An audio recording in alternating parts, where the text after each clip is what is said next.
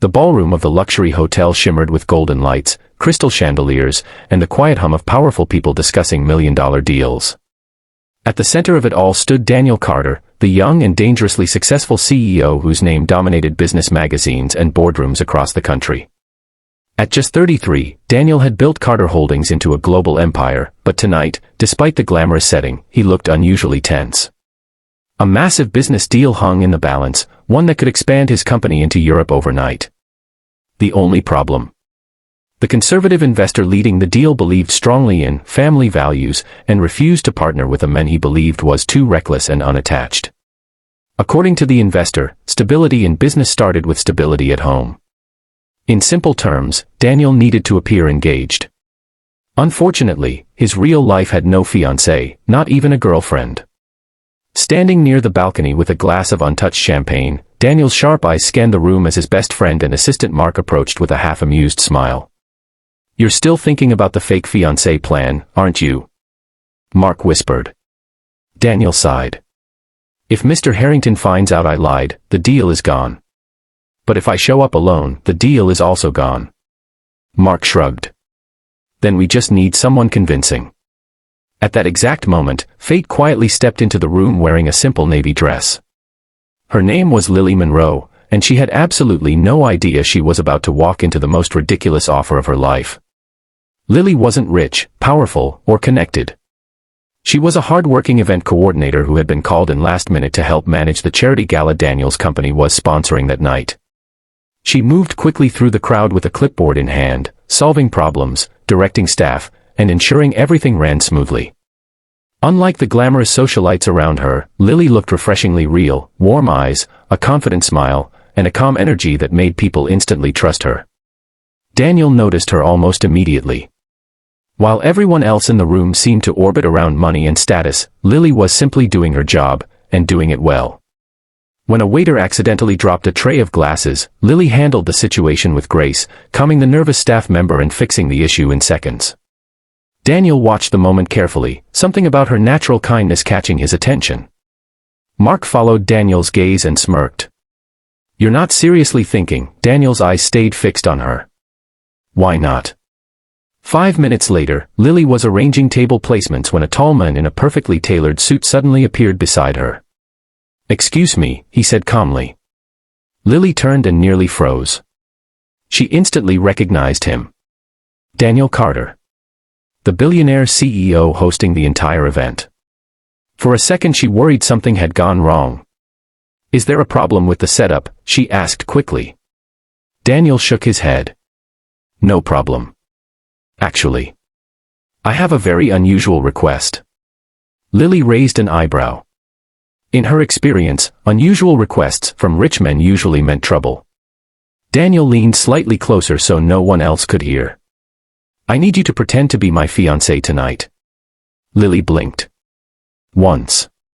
Twice. "I'm sorry, what?" Daniel remained perfectly serious. "It's for a business deal. Just a few hours. Act engaged to me in front of one specific investor." Lily stared at him as if he had just suggested they rob a bank together. "You want me to fake being engaged to you?" Daniel nodded. "Yes." She crossed her arms. "That's the most ridiculous thing I've ever heard." Mark, who had quietly appeared behind Daniel, muttered, "Honestly, that's the same thing I said." But Daniel wasn't joking.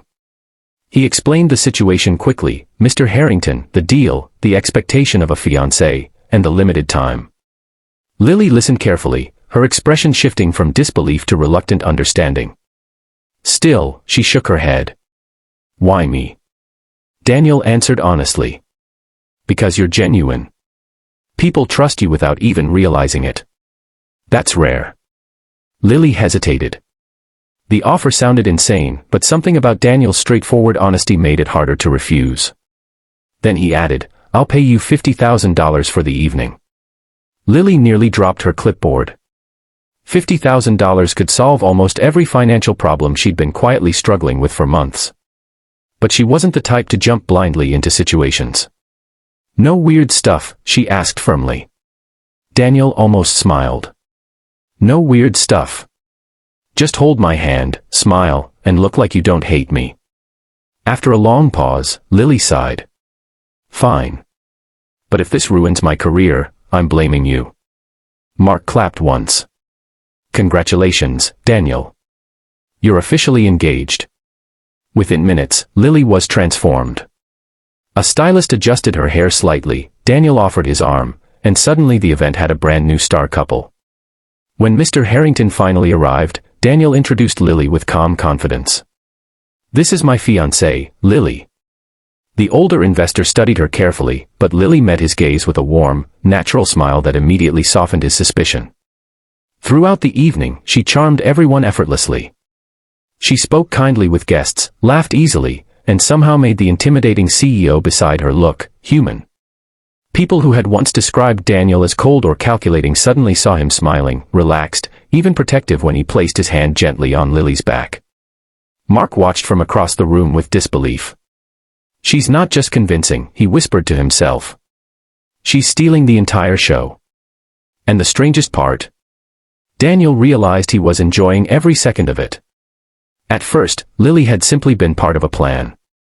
But as the night continued, he found himself noticing the way her eyes sparkled when she laughed, the quiet confidence in her voice, and the way everyone around her seemed happier just by talking to her.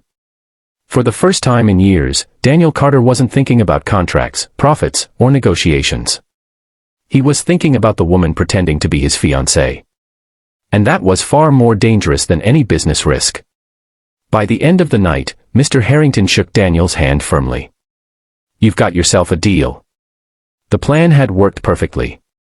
But when the ballroom finally began to empty and Lily prepared to leave, something unexpected happened. Daniel didn't want the act to end. Wait, he said quietly as she turned toward the exit. Lily looked back, confused.